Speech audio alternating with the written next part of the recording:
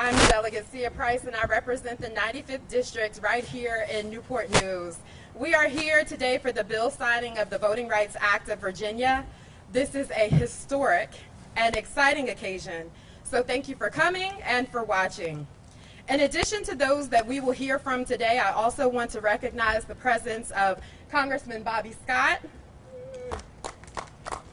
Delegate Juan Ward, who is chair of the Labor and Commerce Committee and one of the chief co-patrons of the bill, Delegate Converse Fowler, also chief co-patron of the act, and Aaron Carter with Senator Mark Warner's office. Thank you all for coming. So first we will hear from Newport News Mayor McKinley Price.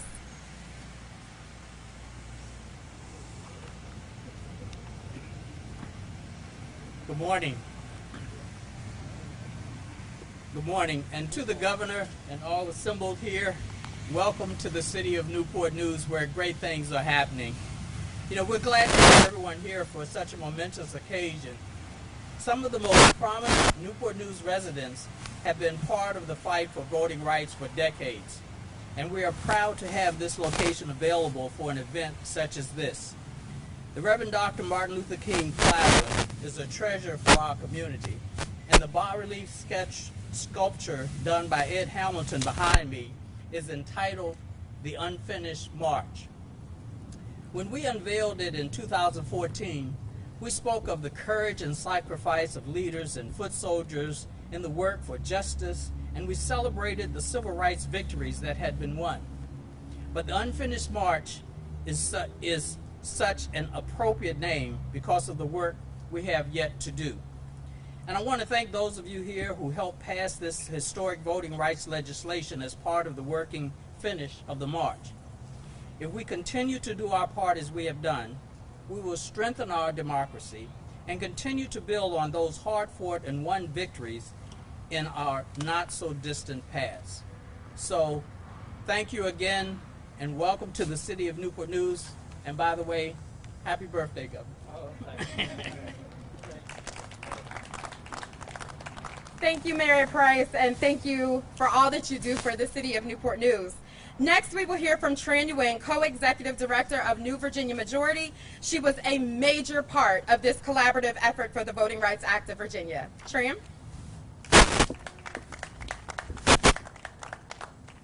Thank you, Delegate Price, and thank you all so much for being here.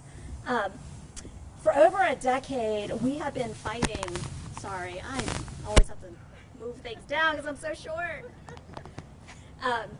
For over a decade, we have been fighting to expand voting access in Virginia because we know that when we all actually are able to participate and to vote, we actually have a reflective and representative democracy. We've been fighting in the General Assembly since, Governor Northam, when you were in the State Senate on P&E Committee.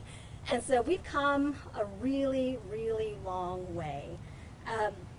The Voting Rights Act of Virginia is probably one of the most consequential and impactful pieces of legislation that I have had the honor and privilege to work on.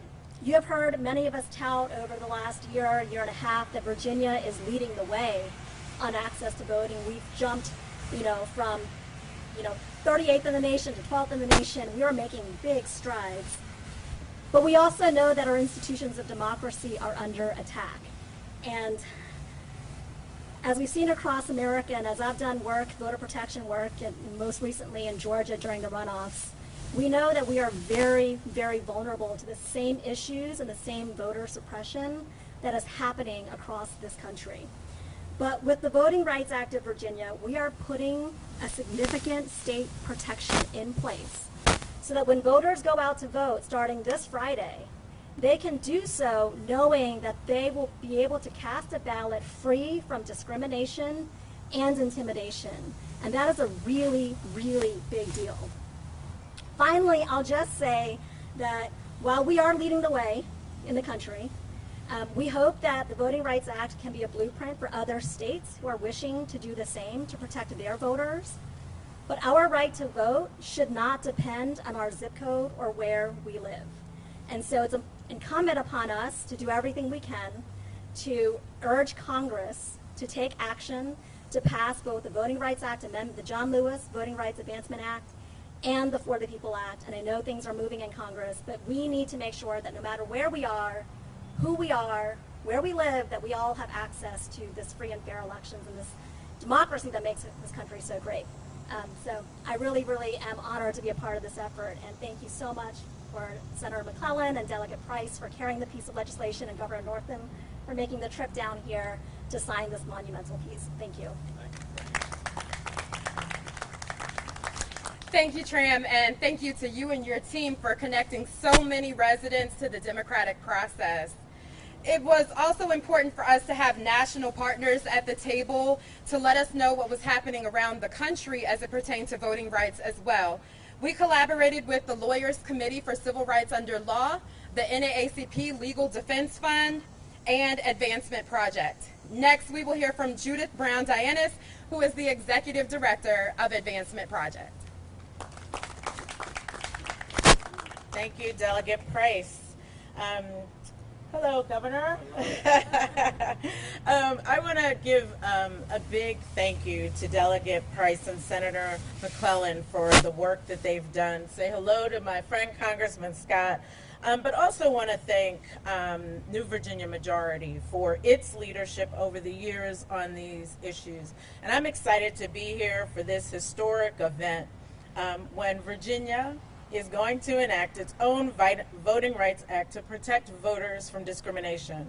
Virginia has come a long way, and the leaders and organizers in this state are eradicating the vestiges of the past.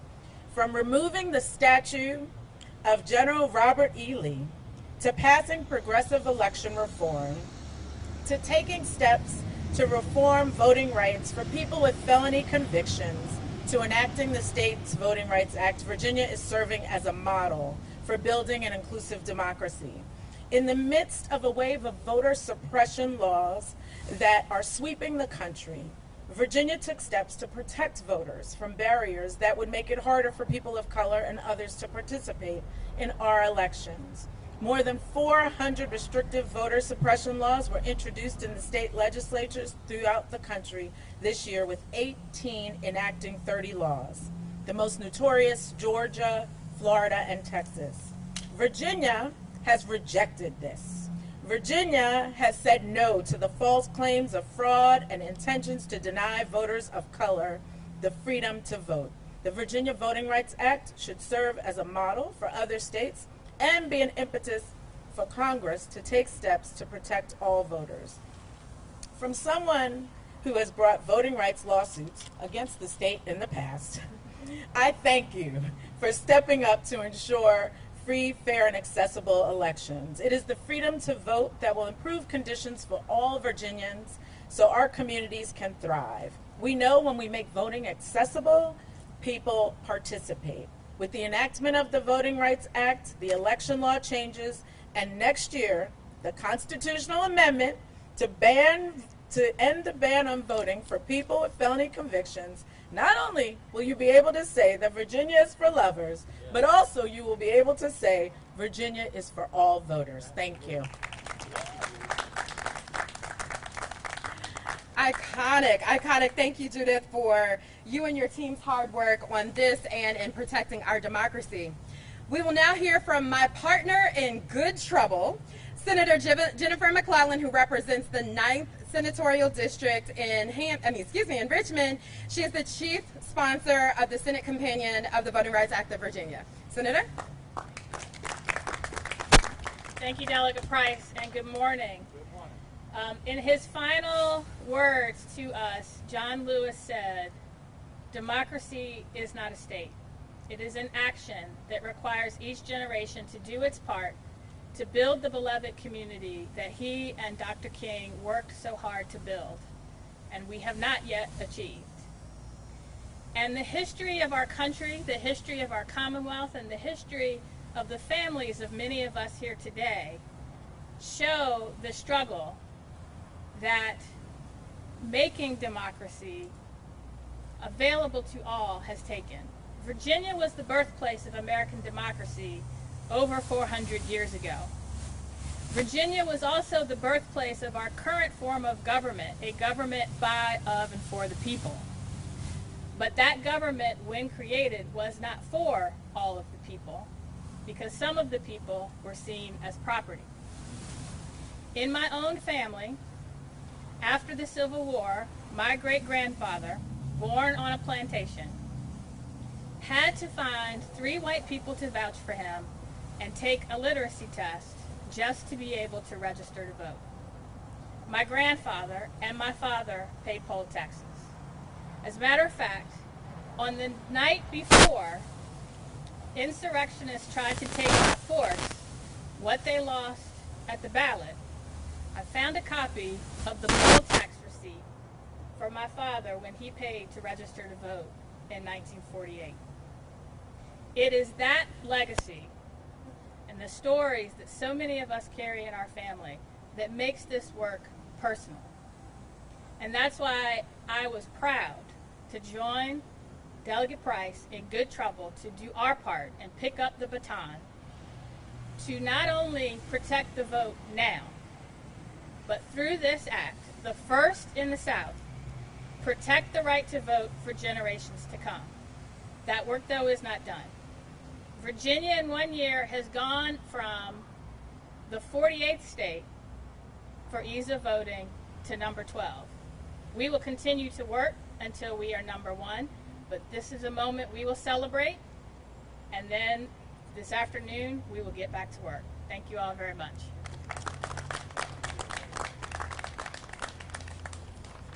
Thank you, Senator McClellan, for your tireless efforts for the fight for what's good and right for the Commonwealth. And also thank you for highlighting the significance of this legislation within the context of the history. It is important to know the facts of our history so that we can be best prepared for our current work to build a better future. Let's make it plain. This is a crucial time in our nation, and this is the fight of the current generation.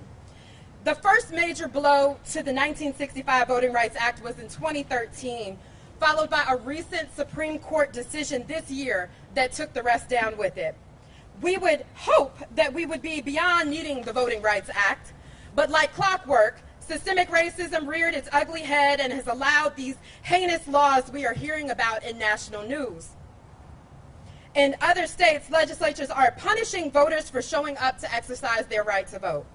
Because of historic participation in 2020, they are trying to make it harder to vote moving forward. Our sisters and brothers in states like Texas and Georgia have long lines. And now you can't even offer food and water while they're waiting in line. They also have partisan observers that are able to go in and intimidate voters while they're simply trying to vote. They're cutting back early voting and vote by mail, and that's just plain wrong. And we can't have that here in Virginia. It's really interesting that we would have a protester when we're trying to protect the right to vote, but we know that we're doing the right thing because our voting rights are the entry point into the democratic process and choosing who will be working on behalf of the people in the halls of government buildings. It's our ability to vote, to have our say, and to be heard. Voting rights allow for a representative government so that the people get to determine how we form a more perfect union, establish justice, ensure domestic tranquility, provide for the common defense, promote the general welfare, and secure the blessings of liberty. We cannot do that with active attacks on voting rights. And to be clear, voting rights have not been under attack in general. They've been specific and purposeful and intentional ways to suppress and undermine the voting power of Black and brown people. It's the federal government will not act on our behalf. We knew we had to take action, and the Voting Rights Act of Virginia does that. But basically, we won't have discriminatory voter suppression practices like other states because of the leadership here in Virginia. To find out more about the bill, you can go to tinyurl/Voting Rights Act of VA. I want to thank all of the partners again who helped make this possible. including Delegates Ward, Aird, and Converse Fowler, my chief co-patrons in the House. Thank you also to Attorney General Mark Herring and his team that helped this effort and who has already been active in enacting enforcement of this law. And thank you to House Appropriations Chairman Luke Torian for working with us to allow $5 million to go toward voter education and outreach efforts and to help us adapt Sunday voting. And to those who do not support this legislation, I invite you to rethink your silence or active acts of voter suppression. I invite you to come along with us into the future of a more fair and equitable Virginia for all Virginians, not just a select few. As has been stated, this is the first state-level Voting Rights Act of the South and the most comprehensive version in the nation.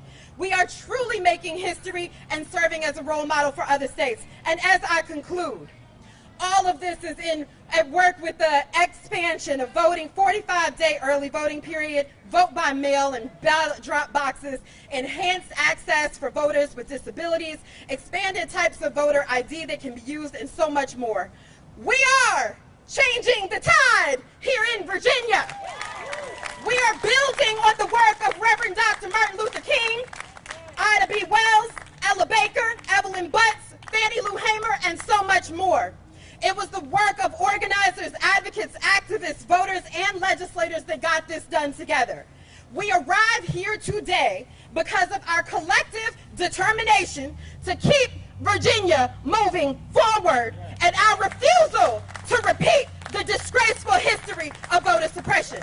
And to my younger folks watching, remember that John Lewis was 23 when he took over as president of SNCC and 25 when the Voting Rights Act went into effect. You have the power to speak up. We saw it last summer. Use your voice to protect your vote and your legislative agenda. It will be at risk if you don't. Voting rights impacts all other issues. As Audre Lorde said, there is no such thing as a single issue struggle because we do not lead single issue lives. So whatever your issue is that you are passionate about, whatever issue wakes you up in the morning and wants for you to be the change and do the work, voting rights impacts it. Today we are showing the world that Virginia will not let domestic terrorism, false narratives, or the desperation of cheaters to win. We have made history, we have made progress, and we refuse to go backward. And now, it is my pleasure to introduce the 73rd Governor of the Commonwealth of Virginia, who has been a part of this collaborative effort to protect voting rights and expand access to the democratic process. Governor Northam has long been on the right side of this issue, and I want to welcome him at this time.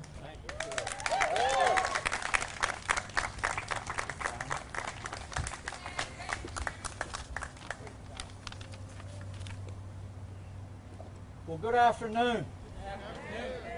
And it is a good afternoon, a beautiful day that God has given us. As I like to tell people, it is always good to be back in 757 and just appreciate everybody being here today to witness what is an historic day in the Commonwealth of Virginia. And as was said, we are now number 12, but we pride ourselves in Virginia being number one at everything, so we still have some work to do, and we will do it. But first of all, I'd like to recognize again some of the elected officials that are here. First of all, my friend who represents us in Congress, started in the House of Delegates and then the Senate, and now is in the United States Congress, Bobby Scott. Bobby, thank you so much for your leadership over the years. Just wonderful work. And I know we have Delegate Converse Fowler from Virginia Beach. Thanks for being with us today. And Delegate Juwan Ward, thank you so much for all of your great work in Richmond. Judith and Tram, thank you so much for taking time out of your busy schedules, and welcome back to Virginia.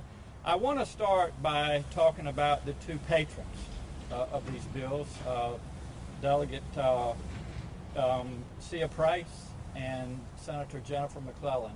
I have watched a lot of policymakers throughout my years, and while a lot of us sometimes say we should do this, we want to do this, they do this. And they knew that this was important for the Commonwealth of Virginia and took action. So to Delegate Price and Senator McClellan, thank you all so much for all of your wonderful work. This is personal to me, and I want to mention a couple reasons why this afternoon. To anybody else in the audience that wore the cloth of this country, who served in our military, I say thank you on behalf of Virginia and on behalf of this country. But voting is the backbone of our democracy. And anybody that took the oath to serve in the United States military did so to protect our country, to protect our Constitution, and to protect our voting rights. And so I have always felt very, very strongly that everybody should be allowed without any obstacles, without anybody trying to suppress the vote. Everybody in this country should have the opportunity to vote. And so I am very excited to be here today to sign this. The other thing that's really personal to me, and Tram mentioned this, I served in the Virginia Senate for 6 years, and I had the privilege of serving on elections and privileges, and they deal with voting laws. And every common sense piece of voting legislation that we introduced when Democrats were in the majority was either not heard or rejected, defeated, either in subcommittees, committees, or rarely did it get to the floor of the Senate. But, you know, I am so proud that this past year we introduced and passed legislation to remove some of those roadblocks.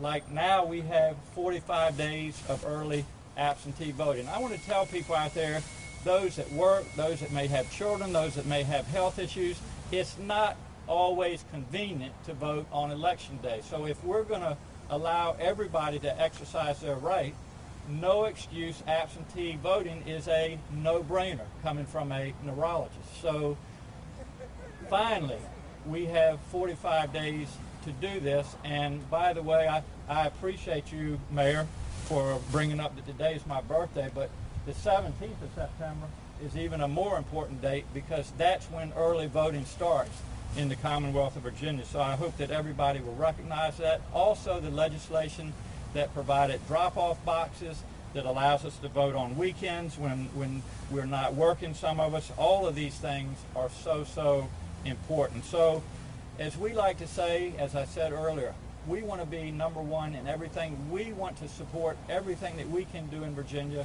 to make sure that people support democracy, that they get out and exercise their vote. So again, to the patrons, to the advocates who have made this day possible, I say thank you, and let's go ahead and sign these pieces of legislation. Thank you all so much.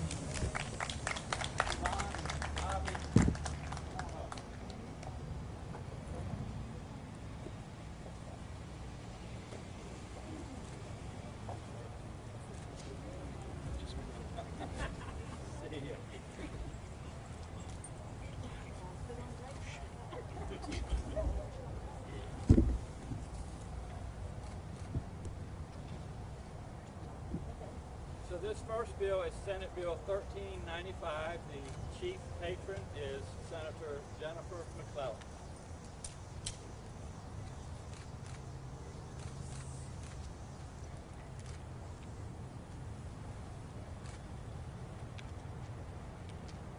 Governor, for the live audience at home, would you mind telling us what the bill does, just in a synopsis? Each one you sign? I will in just a little bit, Andy. Okay. Thank you.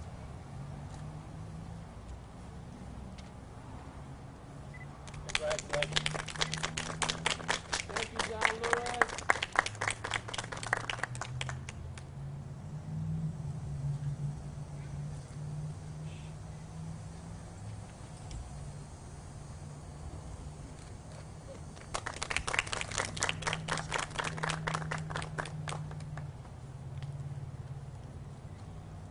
And our second bill, House Bill 1890. The chief patron is Delegate Marcia Price.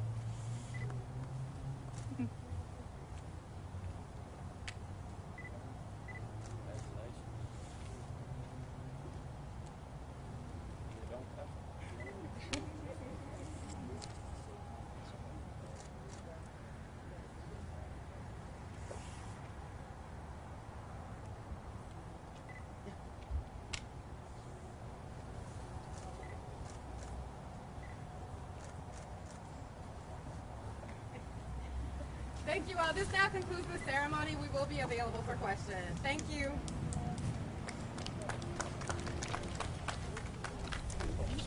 You want the governor? Yeah, let's just, we'll have the governor.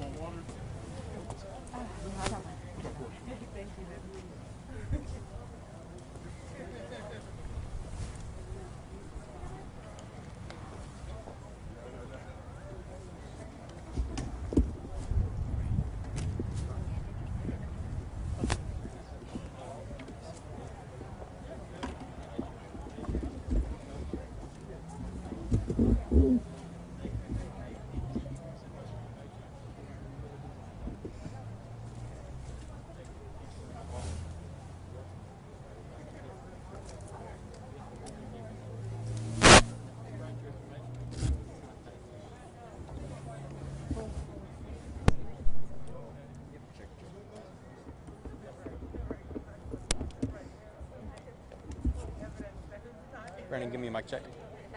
Mic check, mic check. All right. Hello?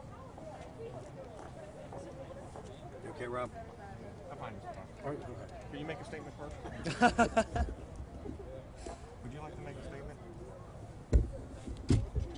It's hot.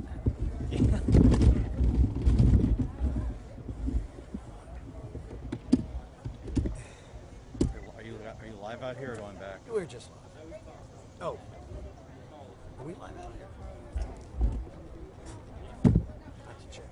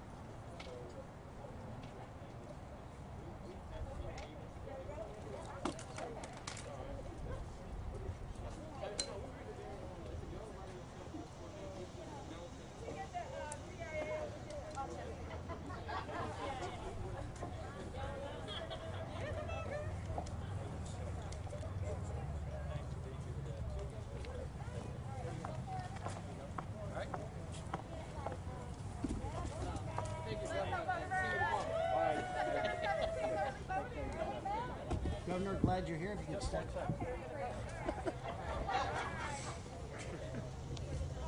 Get him in. Hey, it's his birthday. Give him a break. Mine was last Thursday. Oh, well. Sorry. I cancels that out. Mine is 2 weeks from now. You know, Frank Sinatra said, Mine's in 5 months. all he wants for his birthday is another birthday. That's all I want. Right, exactly.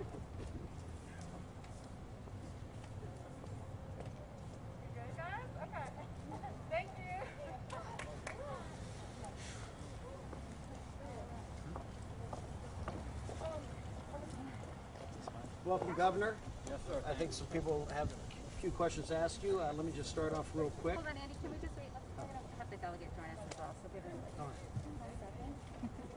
Where's the senator? Where's the senator? right here. Right here. Oh, there we go, Senator. You move the microphone up closer. I'm going to move this up closer to you. And Governor, in a nutshell, what does 1890 and 1395 do? You're not going to ask the bill I preacher? think I was going to say, I think it's a great question. I think see it. Okay. The delegate and senator. Let's start. Delegate, what, 1890 and then 1395? It's the same bill. We'll In front of the tag team. microphone. That's the reason why I asked the governor. We'll tag team on this, but it is our legislation. It is the same, the House bill and the Senate bill. But the first thing is it takes discrimination out of the enterprise of voting.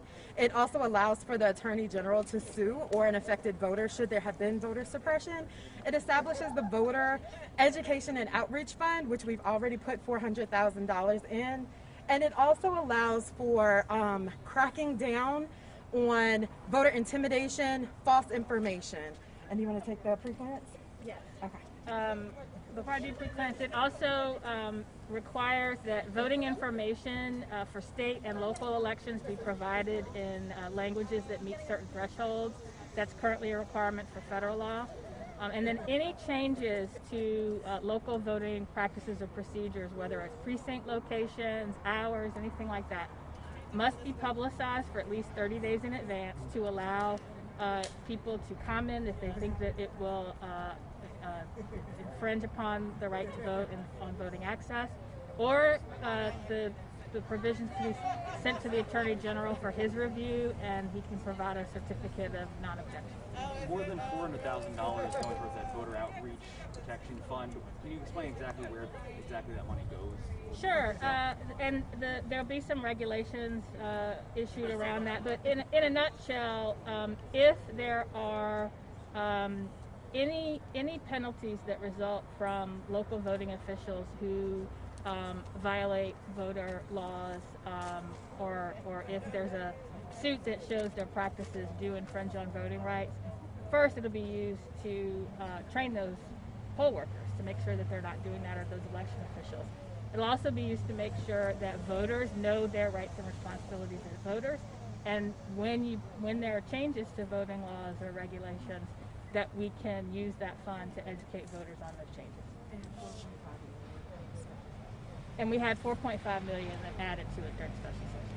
Well, what do you just hope, the average person at home, they see this story, they hear about this bill being signed ceremonially. What do you hope they know about this and take away with voting starting on Friday? I think that the message here is that these elections have tremendous consequences, and it was good to be here in Newport News today. We had some folks that were vocal, and I would encourage everybody to participate in our government, in our democracy, and if they want to express their views, the best way, the strongest way to do it, and why people have fought for this right to vote is to go to the polls on election day. And as we said, we had 45 days of early voting, so no excuses this year for folks not exercising the right to vote. Governor, I have a question about Just finish up. And I would just add that what you're seeing in other states like Texas and Georgia, that can't happen here as long as the Virginia Voting Rights Act is intact. Governor, real quick, we have a very important election coming up. Decide who your successor is. Do you see a path to victory for Glenn Youngkin, and what is your message to Democrats? Well, that's obviously going to be in the hands of the voters. Do you see it there? Do you see momentum? But I am proud of what we have done as Democrats. I mean, if you go down the list, we have provided health care to 550,000 Virginians. We've allowed people to vote. We've done so much great work in criminal justice reform. At the end of the day, Andy, we've made Virginia a welcoming and inclusive Commonwealth. And by the way, when you treat people right, it's not only the right thing to do to the people, but it's good for business.